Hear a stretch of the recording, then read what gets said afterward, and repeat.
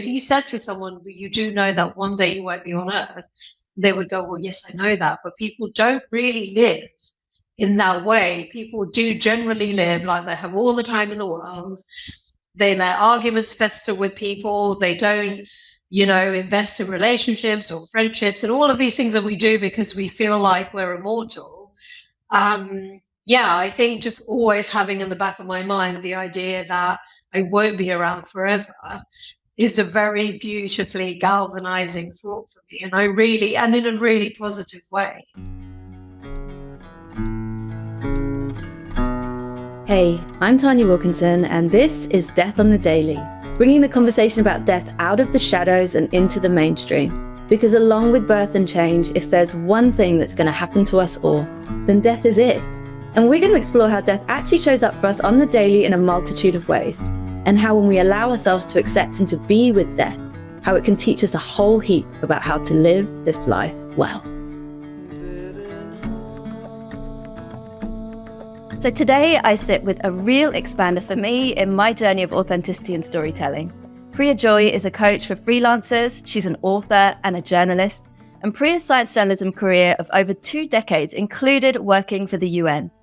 And last year, she published her brilliant book, Motherland, through Penguin, which is a profound exploration of motherhood, race, and identity. And it really, really got me thinking about my roots and my Sri Lankan heritage. And on her memoir writing course that I recently received so much from, Priya shared that the heart of why we want to share our stories is connection, because human beings are wired to connect with others. And sharing our own story is one of the most powerful ways that you can do that. So in the spirit of storytelling and connection, I am honored to welcome Priya to Death on the Daily. Welcome. Thank you. Great to be here. Oh, it's so wonderful to be sitting here in connection with you. So let's start our conversation by really rooting into your Death on the Daily, what you want to bring into this space. So where do you want to explore in how death comes up for you, whether it's on the daily or less regularly?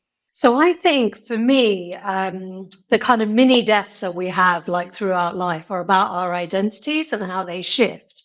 And I think so much of like our identity is shaped by other people, by society, expectations, family, all of that, how we look, like people make judgments about us and they kind of make up our own identities before we've even opened our mouths. But as we kind of traverse life, we also have, I think, these mini deaths, but they're really central and really fundamental to growth because there is no growth without death. And so I really, although it can sound kind of a bit dark and dramatic to think about these daily or regular mini deaths, I do think that they're part of life. Like death is an essential part of life and there is no life without death. So that's what I think about a lot. I'm in my late 40s. I'm menopausal, which is change in itself. And it's kind of a mini death or a daily death, I guess, of your fertile self. So that is a shift, which for people with wombs, it can be quite confronting, but it can also be very liberating. And those are just some of, I think, the kind of mini deaths that I've experienced in life. Thank you so much for sharing that, Priya. Those mini deaths that you go through, and you acknowledge as well, there's no growth without going through those deaths, and you can't sort of really fully embrace and step into those new chapters. First question is, when you are going through those mini deaths, do you find that you've been able to go through them with that awareness of actually there's a chapter closing here, and that, I guess, that consciousness of that which you're letting go of? That's a good question. I think sometimes not always in the moment, because when you're kind of in the eye of the storm, or sometimes it's not even a storm, but it's just that the change is kind of relatively small on a daily basis and it's kind of cumulative. And it's only when you actually look back that you can see how much you've changed. And it's why when you look at old photos of yourself, it's so striking because you think, oh my God, was that me? But at the time, you're not conscious on a daily basis necessarily of how much your face changes or your body changes or whatever. And so in the moment, maybe not, apart from when there have been really big changes, like moving country. I've moved country a few times now, and it is something where you're so confronted by the change or the death of the old and the bringing in of the new that you can't help but kind of reflect on what that means or how it feels. But even then, I really think like you could only process these things once you have a little bit of distance, once you can see it in the rearview mirror, as it were, then you can kind of appreciate what that change meant. I think the great thing about human beings is we can always course correct. Like if you look back and you go, oh, I've changed, but not necessarily for the better. I think you can just kind of go, okay, well, let me just steer this in a slightly different direction. Yeah, I love that. Being able to bring that consciousness in afterwards and then say, yeah, this is an alignment. Otherwise, do I need to go into a different direction? And I've really resonated as well in when I read Motherland, in actually how you really spoke to the transformation that happens through motherhood. And you talked of it being like this is quoting you, like stepping through a portal to another universe, your fingers stroking stardust and moonlight, knowing you can never return to your old existence, no matter what happens. And I just think that was such a beautiful quote to sort of embody that real transformation, obviously, that motherhood brings, and that shredding of yourself. And I wanted to ask you as well, in these big transformations in your life, and when you've looked back, what's the mix of emotions that you maybe have felt in some of these? Is there ever any sort of, I guess, sadness of that which you've left behind? Obviously, then there's the joy. Like, how does it feel in that cocktail? I guess I think with every change, there is inevitably a mix of even the big joyous things can still be tinged with a bit of sadness. And even the really, or rather not necessarily joyous, but even things that overall were a positive change, there's still tinges of sadness or negative emotions that come with it. As an example, I'm divorced, I'm married again, and I'm very happily married, remarried, and I was right for me to get divorced at the time and right for my ex-husband. There are still times when I reflect on that, um, or reflect on our marriage, I guess, and I think about how we were to each other and the pain of the divorce. And even though it was absolutely the right decision and the right change and the right kind of depth of that identity as that person's wife, there are still things that makes me sad about it, and to that doesn't reflect on the rightness of that decision. And likewise with my kid, I have a 10-year-old child. And when she was very small, I was working in a pretty intense job in the UN. And I'm glad I did it. My freelance career has really thrived since then. We live in Spain now because of that initial move into Europe. We moved to France. But there's still, despite all the good things that came from it, I still sometimes think I kind of wish I'd worked a little bit less. But in that moment, I didn't feel that. And I did what I felt was the right decision, and we were all pretty happy. So it's a really odd thing. Like our memories also like re-record things that have happened to us. They were like, it's constantly making almost like new edits of the film where we're seeing it in new ways. And it's hard to know sometimes because all you have is your memory. Like, unless, even if someone were to make a documentary of you at the time, it's hard to know how you were feeling because, I mean, I don't know anyone who really like speaks into camera. Maybe if there was a lot more, maybe if I don't know, Instagram was big, but maybe people who recorded themselves a lot speaking into stories and stuff. I don't know. Do you know what I mean? It's like, I think it's very hard to remember exactly how something felt at the time and then how it feels now. Yeah, and that really resonates as well. So when I've been doing your memoir writing course, you talked of the root of the word souvenirs. Is it souvenirs? Yeah. Yeah. Is memories. That's right. And actually that of having, so I'm writing my memoir at the moment, the story of my journey with our daughter. And the fact that actually there's a real grounding that we can find in locations, in objects, to be able to root us into that story, with that acknowledgement that actually, yeah, those, we're looking back on our memories of the past from who we are now. And that can be very complex to look back on that. I really resonated in your book when you talked of how much you gave to your job, and how, yeah, I think it was your job at the UN, wasn't it? How it literally took sort of everything from you. And that really resonated with me on my journey with Formula One, for example, and realizing that I'd really given the very best of myself. And when it comes into identity as well, my whole identity had been shaped by my career, and I actually hadn't shaped it in the way that I would have wanted to. So yeah, that really resonated with me. And I'd love as well to root into that transition and sort of, I suppose, your decision-making process to make such a courageous step and to step out and to build what you now have, this absolutely beautiful, purpose-driven business that's really from your heart. Yeah, talk me through that process, how you came to that decision. So I think I don't know who this quote is attributed to, but I remember seeing a quote about change, which was that if the pain of staying the same has to be greater than the pain of changing, especially for a big decision, that's when you'll make the change. So the idea of staying in that exact, scenario, workplace, relationship, whatever it is, that has to be so unbearable that you have to want to move.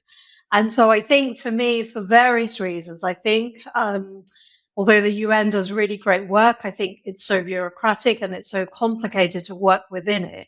It really didn't suit me as a human being. I'm not a bureaucrat. I'm a journalist. I'm someone who speaks the truth, even when it's very uncomfortable. And so I think my personality type didn't really fit within a political bureaucratic system. I didn't love living in France very much. It didn't feel like it gelled with my personality. I didn't have enough time with my kid. So there were so many things that made it kind of, for me, like a no-brainer of moving and going freelance again. I had been freelance before and really loved it. And I knew I needed to move location. I didn't want to stay where we were. But what was really interesting is that because on paper, that was such a cushy job. It was well paid, super high status, in a very beautiful part of the world. The WHO is based in Geneva, the mountains in the background. That so many people couldn't understand why I was making that change, why I was losing, as they saw it, that identity. And it was really interesting to confront other people's expectations, because I think I'd got to a point where I thought, I know that's what you guys think, but I actually just can't. It's just I can't get on board with trying to, stay within these lanes of expectation. And so we were going to move back to the UK, but the Brexit vote had just happened and we knew that the doors were going to be closing soon. So we decided to move to Spain to see whether we liked it. And 5 years later, we're still here. So we really do like it. And it just fit so many things about, I think I intentionally had an idea of the new person, or rather a newer version of me that I wanted to step into, and to be in a place where life, as opposed to work, was prioritized over everything else. And I know that there are lots of stereotypes about Spain and Spanish people, and everything's like mañana and everything's, just like very relaxed. And it's talked about often in very Northern European countries like the UK. It's, people are very dismissive and it's not super productive and whatever. But actually it's a very beautiful kind of environment in which to live, because you and your person and your family are prioritized. And so I knew I really, really wanted to live in a place where me wanting more time with my kid wasn't seen as like a weakness, it was seen as a strength.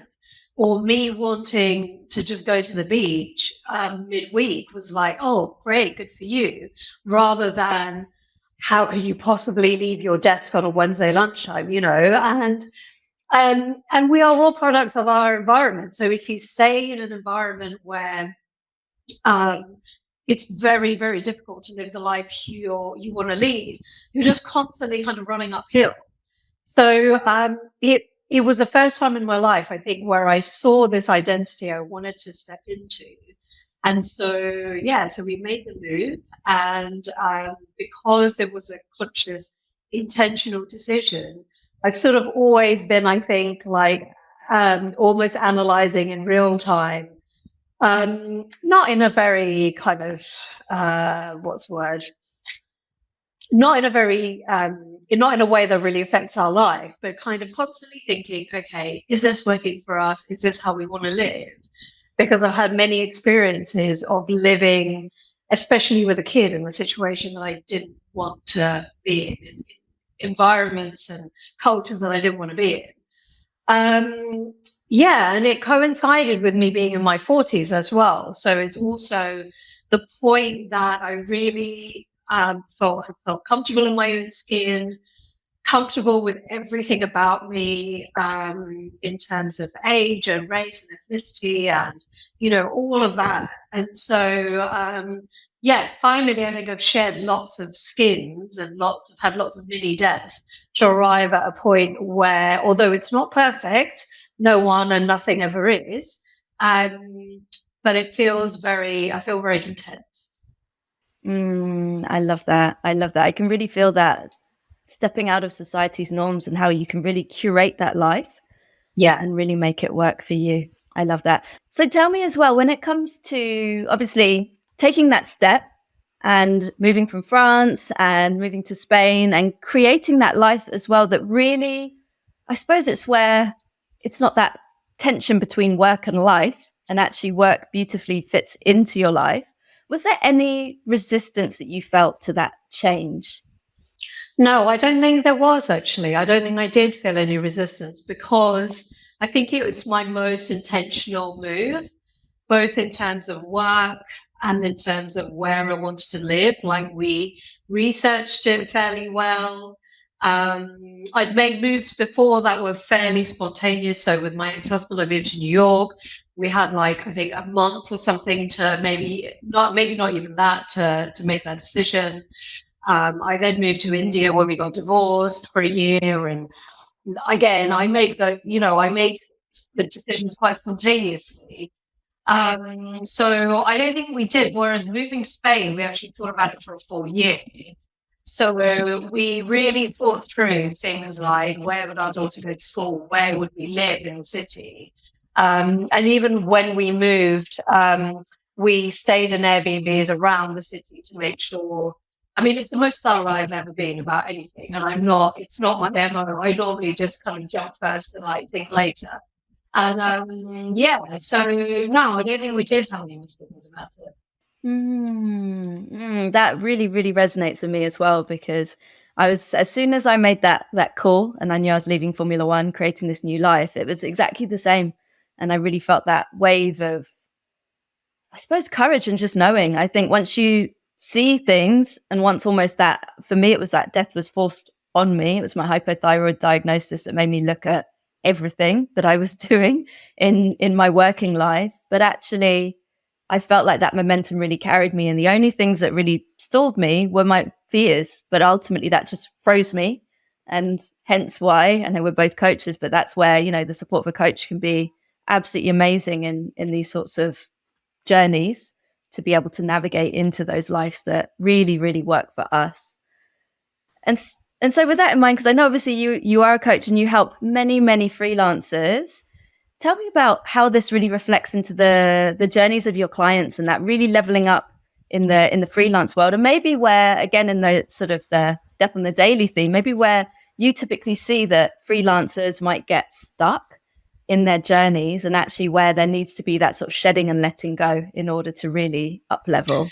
Yeah, I think what you were saying about if once you kind of moved past that fear in your own journey and you really went with it, that it felt right, or that it felt easier, it kind of all just came together. I think it is that when we really do make a decision that taps into what our heart really wants, and really wants sort of not on a materialistic level, really, more like on a soul level, like whether that's being surrounded by forests or whether it's being by the sea or whether it's living in a very minimalist space, which is not me. I'm very maximalist, but whatever it is that you kind of want to be surrounded by, or you want to have lots of time to read, or, however you want your life to look.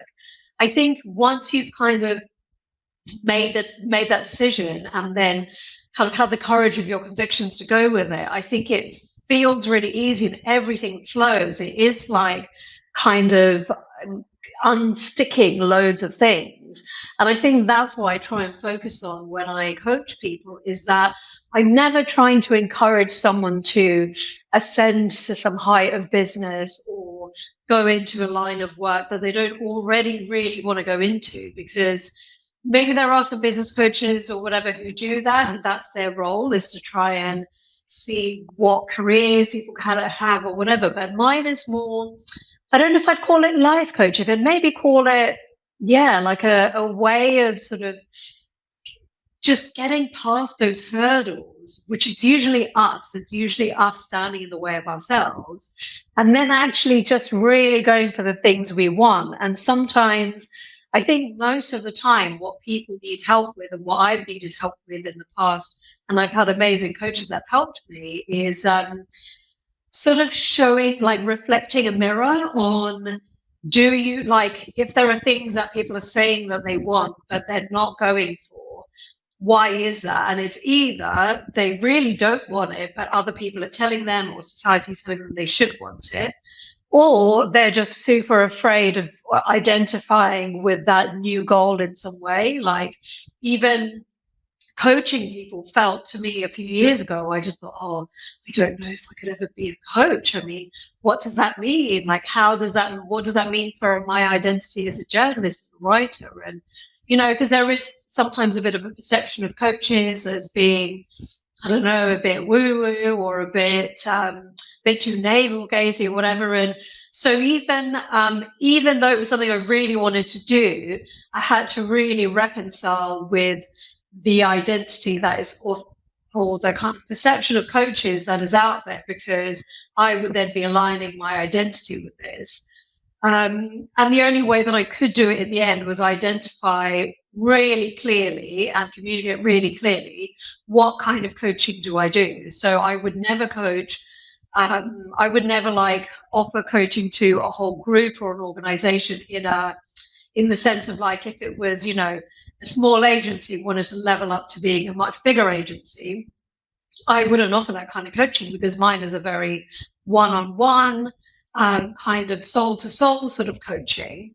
And it's not about business blocks necessarily. It's more like, what is it that you are telling yourself you can't do? What is it that you actually want to do, but just feel a bit too shy to even say, maybe I'd really like to write about this area, or maybe I'd really like to start a podcast, or whatever it is. So I think the way that I coach people is very much connected with the decisions that I've made in the last 5 years, because I've seen how much they've given me and other people who really follow the path of what they want. And I think we're kind of evolving into a new understanding of what it means to follow your heart. Like, I think once upon a time, people thought of it as dropping out of society in some way, like, becoming a musician and just strumming a guitar at a beach bar, which sounds great, by the way. I don't know why we ever does that. But, that it almost was like following your heart was like a euphemism for, like, okay, you're never going to earn any money. You're just always going to be scrabbling around, and, well, that's what you get because you've decided to step away from corporate life, which is such a huge myth. And then now I think we really understand a lot more that if you actually really tap into what you want to do, and why wouldn't you? Because we've only got one spin on this earth. Everything unlocks and everything unfolds, and it there's a beautiful synchronicity and harmony to the way that life unfolds, I think. Yeah, that's absolutely beautiful. Absolutely beautiful. And stepping out of those boxes and those society shoulds that, tell us you can't build that career, you can't follow your heart. And I think it's such an important point on that. We only get one life. And for me, actually, it was death. It was, going through a miscarriage when I was at Formula One was one of the things that happened that sort of was in the cascade of situations. And it was that grief that actually made me look and go, what the hell am I? What am I doing? What am I doing here? This is someone else's dream. It's not mine. It's a brilliant dream. And I will open up that seat for whoever wants to come in, but it's certainly not mine. And for me, the interesting thing is every time I've been through my granddad's death, my daughter's death, I've actually realized those are those moments as well. You have those kind of catalysts in life. And I think birth and death can be real big catalyzers to say, what's most important here? Certainly not, sitting at this desk and doing this for the majority of my week. So what I would love as well to explore is, because I think there's a real courage, and the root of the word courage is heart, core in Latin. And I think it takes a lot of heart to be able to follow your heart onto that path. But actually, and I don't know if you've come across this a lot in your work or sort of moving through the world, but I see a huge amount of denial, and actually oftentimes that denial, and I can call myself out on this because I was definitely in denial of my inner yearnings to step out of corporate and to create something that truly lit me up. But I see that denial is that resistance to change. And if we look at sort of, what the constants within life are, it's birth, change, and death. And actually in us clinging on to life as it was, that stops us from having those, as you talked about, the mini deaths, from us being able to let go and move through, even if that version of ourselves is going to be so much richer for us in the future. But yeah, do you see a lot of denial when you speak to people around their sort of transitions and journeys in work? Oh, hugely. Yeah. I think, it's a really interesting thing about life, which is that change is the only thing that can keep us going forward, and it can keep us growing, and is the one thing that, although can be painful in the moment, depending on the type of change, it almost always leads to new things and new avenues. It's like if you take kind of like take a little cutting off of the plant, immediately you have like 3 new leaves usually that come in its place. And yeah, we're evolutionarily so programmed to resist change, because not like whatever the opposite of change is, staying static is what keeps us safe. Like, knowing where we get food, knowing where we're going to sleep, knowing all of these constants is the things that keep us safe as human beings. And so I think on such a primal level, we're so programmed to resist change. And society also really rewards that resistance of change. Like, people right from early on in school, you're programmed to go through school days in such a way that you have classes at this time and break at this time and toilet breaks at this time, and it's all very structured, which life isn't, and human beings are not, and our bodies aren't structured. When we live in this, very we live according to a formula, our bodies don't really like it.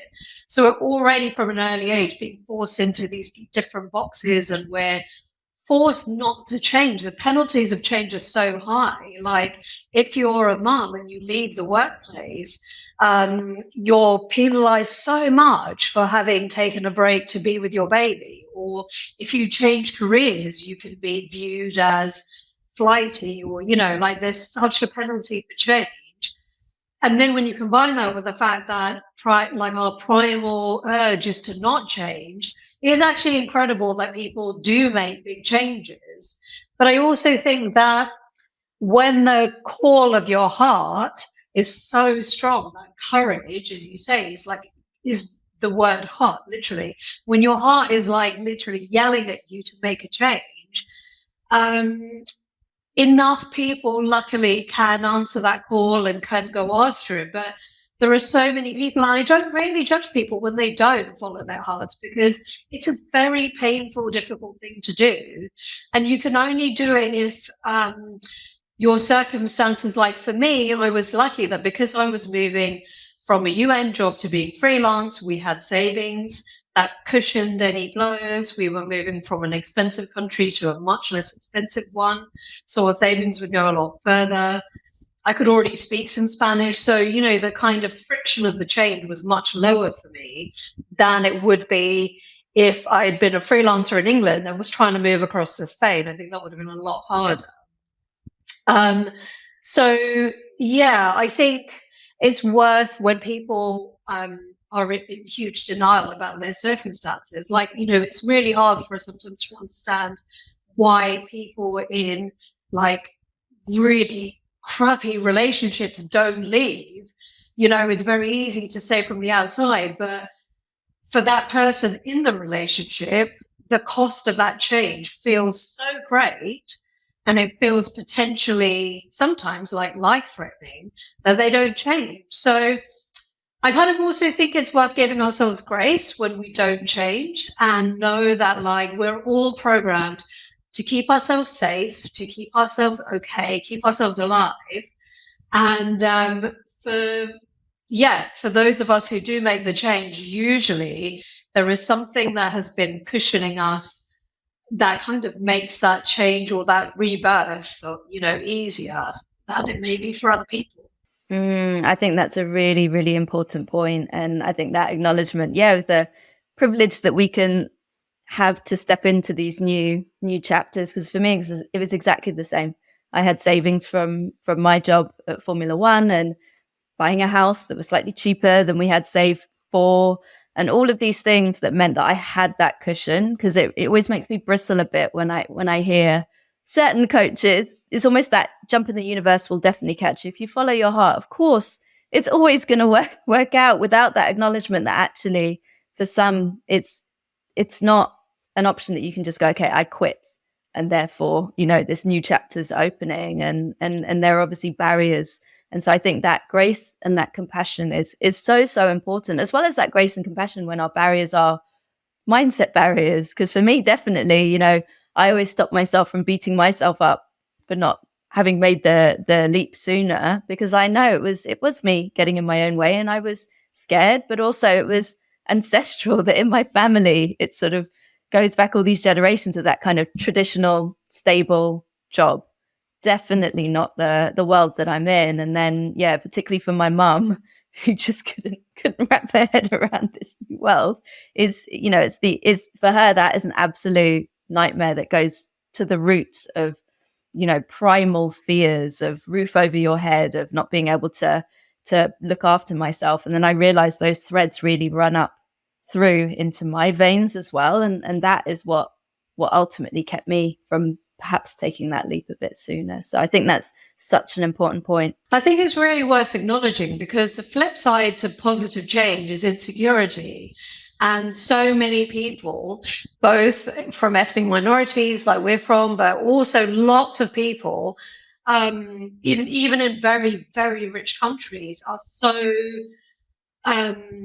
so close to financial instability or insecurity or housing insecurity. And I'm very much with you on what you were saying a little bit earlier about the coaches and the people who are sitting in immense privilege and just saying, well, just go for it. Well, okay, well, what if you have dependents? What if you have, those are not trivial concerns. Like, sometimes those things are framed as mindset issues, and they're not. Like, if you have kids who need feeding, or a partner who's dependent on you, or like older family members who are dependent, those are not trivial things. Those are not mindset issues. Those are real human beings who depend on you. And the way that our society is structured as well is that the life graphs that society used to offer, like governments like the UK, they're ever shrinking to the point of being almost non-existent. So it is not inconceivable that you could leave a great job, have a few kind of strokes of bad luck, and be homeless, or be like, these are not inconceivable things. And so I do think it's worth acknowledging that as well when we're encouraging people to, just leave their jobs, and then you'll have all day to be content creators or whatever it is that they're trying to do. Like, yes, but you also won't have any money coming in. So, we need realism balanced with dreaming, I think. Yes, I couldn't agree more. I think it's so important. And I think that conversation, and it really does root into that diversity, equity, and inclusion lens, is so important, particularly in the coaching industry, where there's a lot of coaches out there who are telling people to take that leap without actually that rooting into those realities and that consideration of actually, have you considered your dependents? Have you considered whether you've got enough funds to pay your rent, to pay your bills, to make sure for X amount of time while you're building it? And I think that's where, equally sort of going way off on a tangent away from the daily, but, even in the conversation around, 6 months to six figure, all of that stuff, it's painting a picture that is just, for me, this is all the big red flags that I see out in our industry, unfortunately. But equally, I think that where there is that ethical mindset to be able to actually help people to up level in an empowered way and a way that is safe and aligned into circumstances. And like you shared, obviously, the external circumstances, the society, where our governments are investing money or not in those support services. I think that is so, so critical in our industry, and particularly in that support of obviously freelancers as you do. So let's zero back in to Death on the Daily. I love this. It's a completely organic conversation. We flow in anyway. I love it. It's like a bit of water rolling through nature. So as we zero back in onto Death on the Daily, I'd love to just see whether there's any other spaces that you want to go in the how death shows up for you, whether it's on the daily or anything else. Any other reflections on this topic? I think, one of the things that does come into my mind, but not in a morbid way, is like contemplating my own death or the point where I'll no longer be on this earth. I think it's like a really, it's a thing that roots me very much. And I know that for some people that feels very terrifying, or they can't imagine not being alive. Which makes sense. I mean, all we know is being alive. So how can we imagine the exact opposite of that? But knowing that death is a certainty, knowing that no one knows when it's going to happen, I actually find it very, very grounding rather than fear-inducing, because it almost makes experiments and change and all of these things seem so much more worth it, because the moment that you're in is the only time you're ever going to get to experiment or to change and the age that you're in is the only time you're ever going to be in that age. So I kind of think it's not to live constantly thinking, oh, I might die any minute, but it can actually be a very beautiful way to live, to think, well, I might die every minute, so I may as well go and speak on that stage, or I may as well take a random Monday off and go and hang out with someone I want to really spend some time with, or whatever it is. I think it, and maybe that's happened because I've lost various people in my life. My brother-in-law died when he was very young, he was 39. And not everyone encounters that when they're in their, 20s, 30s, 40s. And I think when you have a death that is outside the regular chronological expectation, I guess, I think it really does change something in you quite fundamental. And it does make me very appreciative to be alive and really feel like all the people I've lost, even people who are much older than me, my grandparents and so on, I do have like a responsibility to really live life fully. And I think, it is something that I don't know why or how long I've had this idea of my own death kind of looming ever in my mind. But I do sometimes, when I get very caught up in contemplating something or planning something and thinking, oh, maybe I'll do that in like 2 or 3 years' time. And then I think, yes, but you could die in 2 weeks.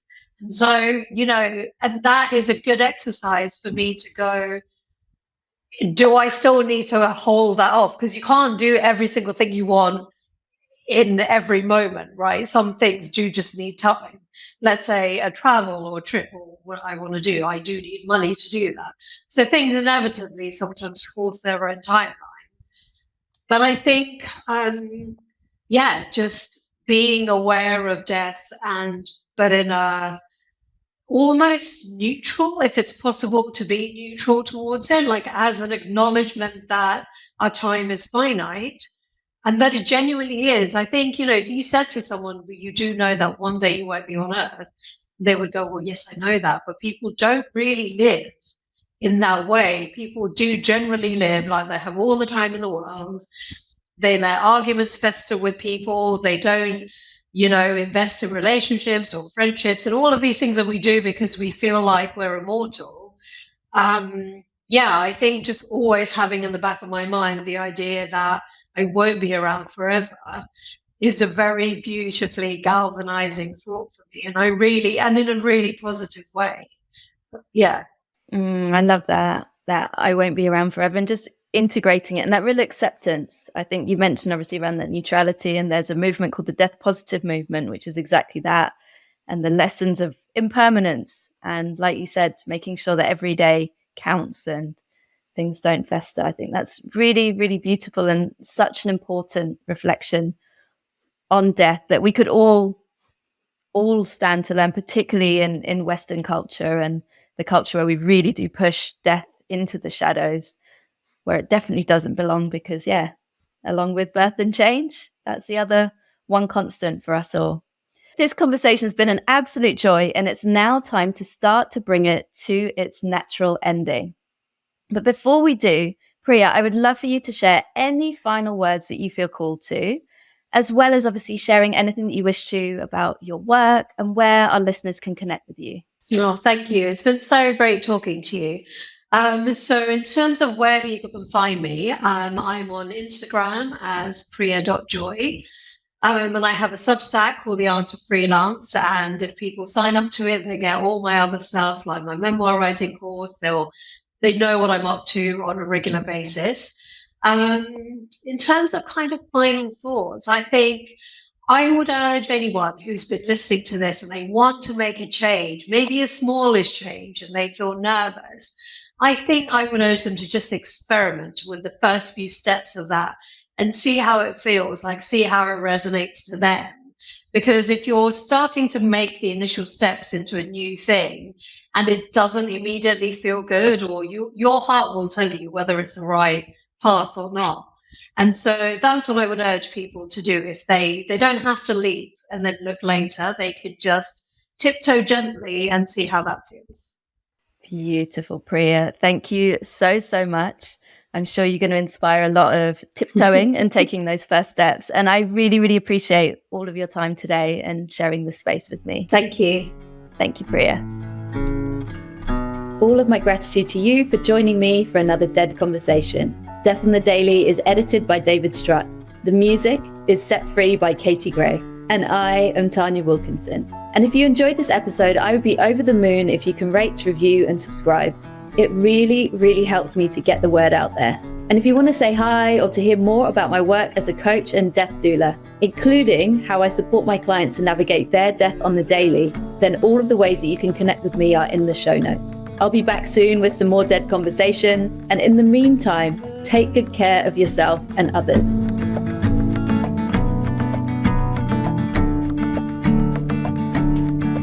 There's a cold fire, there's a crossfire, and there's something inside.